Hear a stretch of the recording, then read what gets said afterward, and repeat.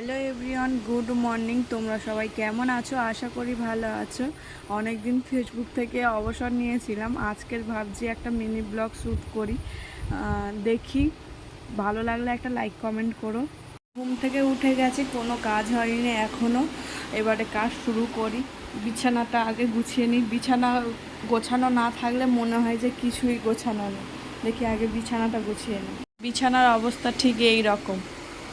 এবারে বিছানাটা গোছানোর পরে দেখি কেমন লাগে।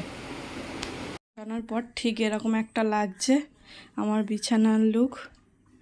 এই অনেকে আমাকে বলতে পারো যে দিদি বিছানার চাদরটা তুমি উল্টো পেতেছো কেন? তাদের আমি বলি আমার বিছানার চাদর উল্টো পাততেই বেশি ভালো লাগে। যার জন্য আমি সবসময় উল্টো চাদরই পাতি। চাদর টাদর পাতা হয়ে গেছে। এবারে রান্নাঘরে যাই। রান্নাঘরে মাছ নেওয়া আছে।